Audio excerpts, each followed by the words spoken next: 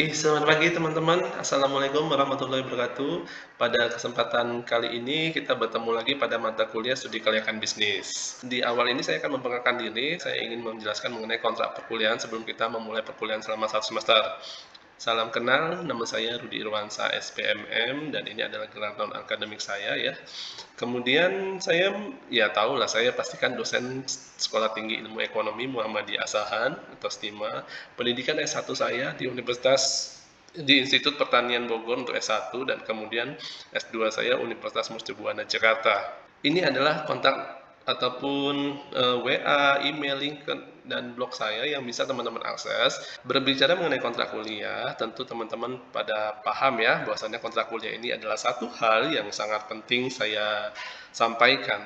Tujuan kontrak kuliah tentu mahasiswa tahu apa isi materi kuliah, mahasiswa memahami tugas dan tanggung jawabnya selama kuliah dengan saya ataupun selama 1 semester, dan kemudian mahasiswa mengetahui target nilai akhirnya. Dan setelah itu tentu saya mengharapkan adanya kewajiban dari teman-teman untuk ataupun Anda sekalian untuk mengikuti perkuliahan saya. Yang pertama, hadir tepat waktu. Jika telat waktu, maka saya kasih toleransi sebanyak 15 menit. Kemudian, absen akan mempengaruhi nilai akhir juga karena penilaian absen merupakan salah satu komponen yang saya masukkan dalam penilaian di akhir perkuliahan. Bagaimana Pak jika misalnya berhalangan? Ya teman-teman bisa konfirmasi. Tentunya jika ada komunikasi itu bisa menjadi satu hal yang tidak maksudnya jika ada kendala ya bicara saja dengan saya ataupun dengan biro sehingga kita bisa mencarikan solusinya begitu ya. Kemudian selama mata kuliah saya ini berlangsung ataupun selama teman-teman mengikuti perkuliahan tentu ada tugas ya. Tugas itu saya akan berikan nanti di setiap sesi, bukan setiap sesi, artinya nanti ada studi kasus yang akan saya berikan dan itu menjadi nilai tambahan ataupun bisa menambah poin penilaian di akhir nanti di akhir semester. Oke ya.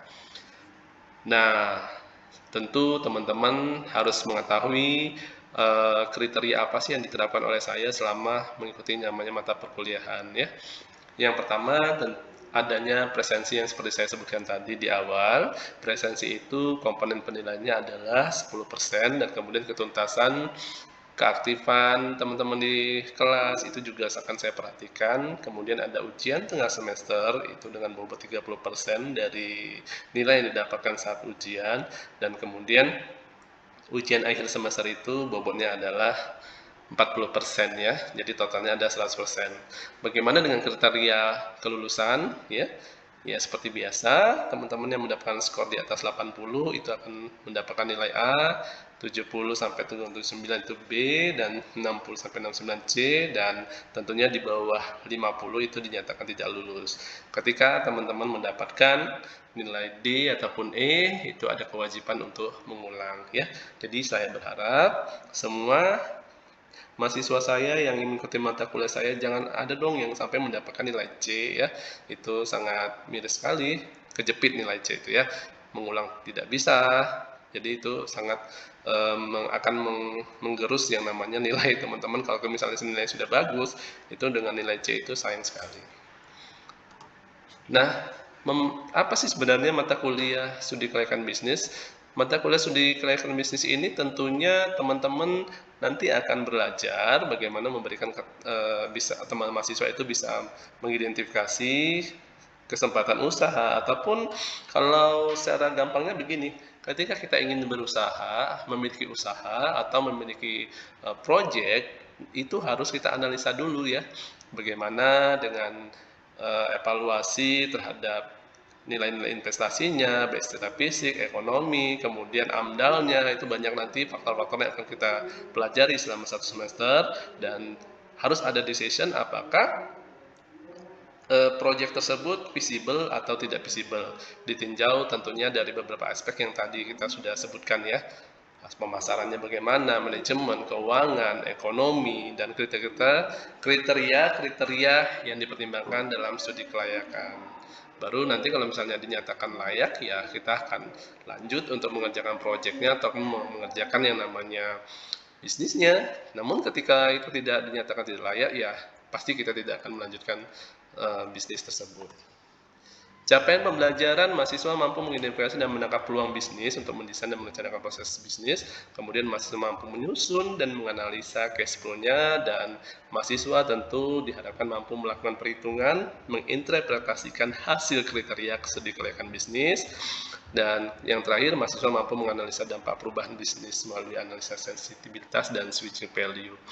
Tujuannya apa sih? Ya, saya ingin memberikan kemampuan mahasiswa untuk menentukan suatu bisnis. Nah, jadi kalau misalnya di mahasiswa itu kadang ada mahasiswa yang ingin langsung bisnis. Nah, sebelum bisnis tentu, harus tahu ini bisnis apa sih yang cocok buat saya, kemudian apakah itu nanti menguntungkan. Nah, di sini kita akan mempelajari tahapan-tahapan bagaimana menganalisa suatu bisnis, apakah dia layak untuk dijalankan, kita bisa mendapat keuntungan atau tidak. Di sini kita akan mempelajari.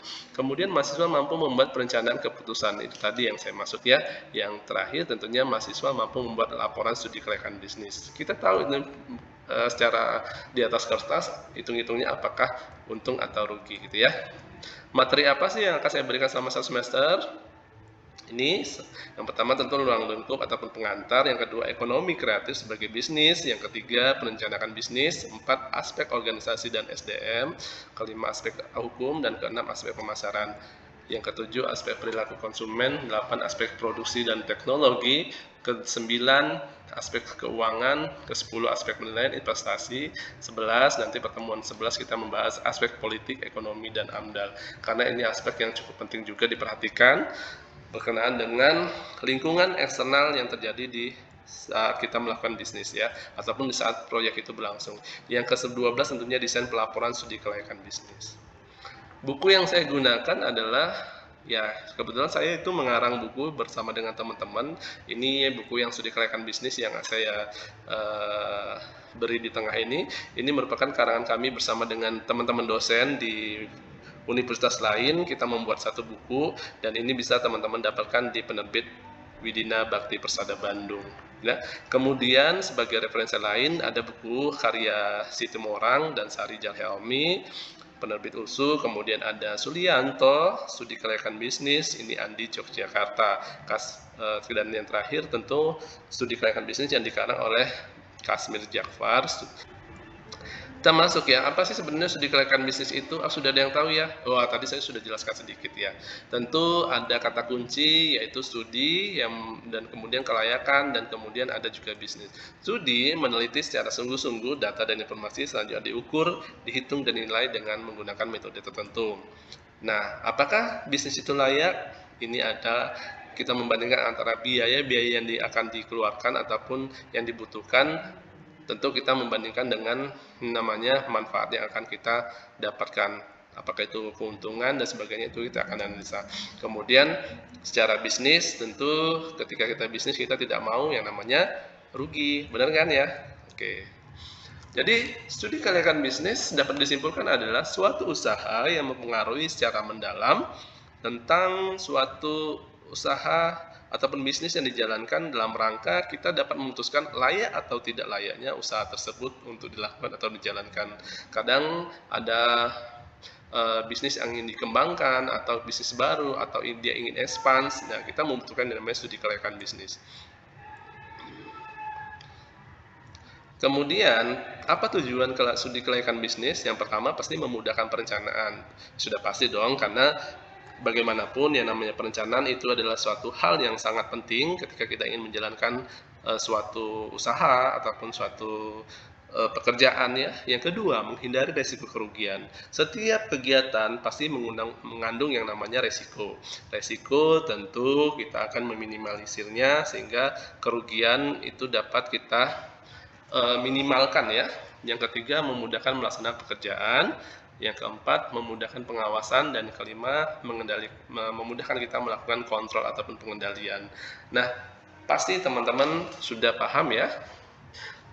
Manfaat studi kelayakan bisnis. Ayo, ada yang bisa jawab apa sih kira-kira manfaat dari yang saya jelaskan tadi? Ada yang mengerti? Ya, silakan Rido. Kan di awal apa itu manfaat itu studi menjadi kelayakan hal bisnis? yang sangat penting. Saya Pak, manfaat studi kelayakan bisnis yaitu mengurangi resiko terjadinya kerugian, memudahkan perencanaan ke depannya, memudahkan dalam pengendalian bisnis. Saya akan melanjutkan eh, ke materi berikutnya, yaitu siapa sih pihak yang membutuhkan studi kelayakan bisnis? Ayo, tentu yang pertama adalah pelaku bisnis ya. Pelaku bisnis ataupun orang yang menjalankan bisnis tentu ingin yang mendapatkan yang namanya profit ataupun keuntungan ataupun kekayaan. Namanya orang berbisnis tentu ingin untung ya, nggak mana mau ada orang berbisnis. Benar nggak? Iya, coba. Yang kedua adalah kreditur. Bagaimana keamanan dana yang disalurkan terjamin oleh risiko pinjaman. Artinya begini, bank misalkan itu meminjamkan dana kepada kita selaku pengusaha. Pengusaha juga tidak akan mau menanggung resiko ketika mereka melihat bahwasannya kita tidak layak untuk menerima ataupun kita ada kemungkinan kita tidak bisa melakukan pembayaran. Nah, ini adalah yang salah satu tujuan studi kelayakan bisnis ya dimanfaatkan oleh pihak kreditur. Yang ketiga adalah pemerintah. Kenapa pemerintah? Lah dengan adanya pengembangan bisnis, adanya dilakukan studi kelayakan bisnis, tentu pemerintah juga ingin melihat sebelum mereka memberikan izin, bagaimana ketika bisnis itu dibuka, tentu bisa mendapatkan perluasan atau kesempatan kerja. Yang keempat tentunya masyarakat ya, dan masyarakat tentunya ingin melihat yang namanya meningkatkan taraf hidup dari sosial ekonomi. Oke. Nah, di dalam menganalisa yang namanya studi kelayakan bisnis tentu kita ada yang namanya tim ya. Kita tidak bisa melakukan pekerjaan studi kelayakan bisnis ini sendiri-sendiri karena apa? Banyak orang yang terlibat dalam yang namanya menganalisa ataupun mengambil keputusan dalam studi kelayakan bisnis. Siapa saja? Ya, ada tim keuangan, ada tim SDM-nya, ada tim AMDAL-nya, itu semua ada expert-expert ataupun ahli-ahli yang kita kumpulkan sehingga memberikan satu keputusan yang akurat, tepat, dan tentunya ini bermanfaat bagi keputusan akhir ya. Ya, benar sekali ya. Jadi manfaat studi kelayakan bisnis tentunya yang pertama adalah manfaat ekonomi dan kedua adalah manfaat ekonomi bagi negara ya. Dan yang ketiga adalah manfaat sosial. Dan jadi sangat besar sekali manfaatnya ketika kita melakukan yang namanya studi kelayakan bisnis ya, manfaat ekonominya bagi proyek itu sendiri, bagi negara ataupun bagi sosial sehingga terjadinya eh, analisa yang cukup baik. Apakah aduh bingung. Jadi manfaat studi kelayakan bisnis ini bisa memberikan manfaat ekonomi bagi proyek itu sendiri seperti memperoleh keuntungan non materi dan membuka peluang pekerjaan bagi masyarakat ataupun lingkungan di mana proyek itu berada. Yang kedua, memberikan manfaat ekonomi bagi negara. Tentu dengan adanya usaha ataupun bisnis di suatu daerah itu bisa mendapatkan daerah tersebut mendapatkan PAD ya ataupun pendapat asli daerah dengan apa? Tentunya ada pajak di sana, kemudian menambah jumlah barang dan jasa yang beredar, kemudian juga tentunya ingin meningkatkan dan membantu pemerataan pembangunan ya. Karena bagaimanapun kalau misalnya ada satu proyek pasti akan ada impact terhadap yang namanya ekonomi daerah setempat. Yang ketiga, tentunya ada manfaat sosial, tersedianya sarana dan prasarana membuka isolasi wilayah ya, karena bagaimana usaha itu akan berkembang ketika daerah itu terisolasi kan tidak mungkin, sehingga adanya prasarana yang dibangun itu akan mempercepat yang namanya manfaat sosial dari kegiatan bisnis di suatu daerah. Jadi jelas ya, studi kelayakan bisnis itu bisa mengatur apakah bisnis itu layak ataupun bisnis itu tidak layak, sehingga kita bisa memutuskan untuk menjalankan, mengembangkan atau melakukan expand pada suatu bisnis ataupun suatu project yang kita jalankan. Sehingga ada tips yang kita berikan, sangat disarankan. Yang pertama adalah data yang kita berikan itu harus lengkap ya, kemudian tenaga ahlinya juga kita harus memiliki pekerja pada bidang-bidang yang memang sesuai dengan kemampuannya, sesuai dengan ekspektasinya, sesuai dengan expert ya. Jadi orang itu expert pada bidangnya masing-masing, sehingga keputusan yang kita ambil itu tidak salah. Yang ketiga, tentu metode dan alat ukur yang kita gunakan harus benar-benar metode yang akurat ataupun metode yang sesuai dengan apa sih yang akan kita putuskan gitu ya. Jadi jangan salah metode. Ketika kita menggunakan salah metode ataupun salah alat ukur, tentu keputusan itu akan menjadi bias ataupun bisa jadi menjadi salah ya. Nah, faktor penyebab kegagalan. Nah, sebenarnya Ya tentu ada ya, karena apapun yang namanya apapun ceritanya, faktor penyebab kegagalan itu yang pertama adalah data dan informasi yang tidak lengkap, tidak teliti. Nah, ini salah satu menjadi faktor kegagalan. Salah perhitungan, pelaksanaan pekerjaan yang salah, kondisi lingkungan, dan unsur kesengajaan. Wah, ini sudah faktor yang sangat fatal ya ketika unsur kesengajaan itu ada di dalam saat kita menganalisa proyek ya.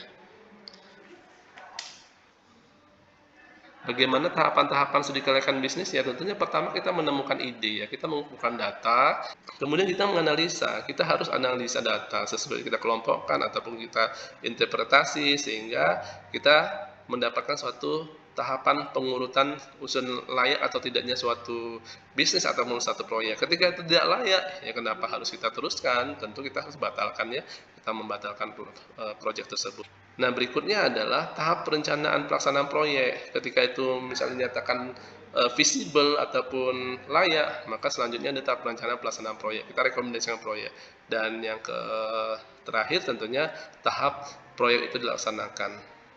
Setelah direncanakan, tentu tahap berikutnya adalah implementasi ataupun proyek itu dijalankan. Oke, saya akan sedikit menjelaskan. Ini kebetulan saya ada video ya, video yang berkenaan dengan. Oke, selanjutnya ini ada video. Mungkin teman-teman bisa memberikan satu resume ataupun pendapat berkenaan dengan video berikut. Kembali di Presiden Corner, pemirsa, pemerintah terus menggenjot pembangunan dari Sabang sampai Merauke. Salah satunya adalah membangun jalan tol di berbagai wilayah Indonesia untuk mempermudah mobilitas warga. Pada 21 Februari 2020, Presiden Jokowi meninjau pembangunan jalan tol pertama di Provinsi Aceh. Kepala negara dan rombongan menuju Simpang Susun Belang Bintang yang merupakan seksi 4 dari ruas jalan tol Banda Aceh Sigil yang menghubungkan Indrapuri dan Belang Bintang. Jalan tol pertama di Provinsi Aceh sepanjang 74 km ini akan terhubung dengan jalan tol Trans Sumatera yang bermula dari Lampung. Kita harapkan dari pembangunan ini, kecepatan, efisiensi bagi mobilitas orang maupun barang, logistik, semuanya betul-betul bisa kita dapatkan. Dengan dibangunnya tol ini diharapkan akan mendorong pengembangan kawasan-kawasan produksi seperti industri di sektor kelapa sawit, komoditas batubara, minyak, gas, dan komoditas pertanian yang terhubung langsung dengan kawasan distribusi. Ya, benar sekali. Jadi proyek jalan tol itu ternyata kalau kita tidak melihat yang namanya memperhatikan AMDAL itu bisa menyebabkan misalkan yang tadinya ada aliran sungai atau aliran air itu tertutup sehingga ketika musim hujan itu juga akan mengakibatkan yang namanya banjir di daerah sekitar ya di pemukiman itu akan banjir karena tertutup yang namanya dengan jalan tol bukan jalan tol artinya penutup di daerah tersebut akan air yang tadinya lancar itu tentu akan tergenang oleh aliran air yang ketutup dengan misalkan ada pemotongan pada arus sungai ataupun arus kali ya, arus tali air sehingga itu juga menjadi salah satu sumber yang mengakibatkan banjir gitu kan. Itulah salah satu ya. Oke, sampai di sini apakah ada Anda akan bertanya atau teman-teman yang belum mengerti boleh bertanya? Pak, izin bertanya, bagaimana jika saya gagal dalam merencanakan bisnis saya? Apakah itu merupakan suatu kegagalan yang berarti, Pak?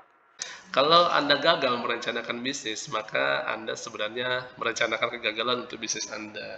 Jelas sekali ya, gagal merencanakan bisnis sama dengan merencanakan kegagalan bisnis. Ya, tentunya kita tidak mau apa-apa yang kita sudah rencanakan itu menjadi gagal ya. Apalagi yang namanya bisnis tentu membutuhkan yang namanya biaya yang tidak sedikit. Ini adalah salah satu kekhawatiran para pebisnis. Baik, sampai dengan tadi kita sudah memutarkan video, kita sudah belajar bagaimana studi kelayakan bisnis itu, kemudian tahap-tahapannya. Nah, teman-teman boleh absen saat ini ya, jangan lupa absen dengan mengetikkan di ponsel Anda bit.ly/absen skb. Tentu teman-teman masukkan nick dan kemudian langsung submit saja, nanti akan ada konfirmasi bahwasannya Anda telah melakukan absen, gitu ya. Nah, jangan lupa juga nanti teman-teman juga bisa mendapatkan bahan atau materi ajar yang saya bawakan tadi itu di blog saya ya, di blog saya bisa jadi teman-teman bisa mendapatkan materi di blog dosenoke.com dengan mengklik yang namanya kuliah, ya ikon kuliah, kemudian nanti cari aja studi kalian bisnis. Itu bahannya bisa di-download ya. Jadi melalui smartphone ataupun melalui PC ataupun laptop teman-teman itu sudah bisa diakses. Ini saya buat untuk mempermudah komunikasi kita dengan antara saya dan Anda gitu ya. Kemudian nanti juga kuis-kuis akan saya upload di sini nilainya sehingga teman-teman bisa memantau hasilnya secara langsung. Untuk tugas saya akan memberikan berupa analisa ya, tadi teman-teman bisa melihat tadi video yang saya sudah tampilkan atau bisa mencari artikel-artikel berkenaan dengan analisa pembangunan jalan tol Trans Sumatera. Tugas diketik ukuran kertas A4 1,5 spasi, formatnya nanti bentuk dalam PDF dan kirim saja via email. Jadi tidak usah perlu di-print, langsung digital saja kirim ke email saya dan deadline-nya 15 November ya. Oke, demikian perkuliahan studi kelayakan bisnis pada sesi pertama ini. Harapannya teman-teman juga bisa lebih aktif lagi ya. Demikian, Assalamualaikum warahmatullahi wabarakatuh. Selamat pagi.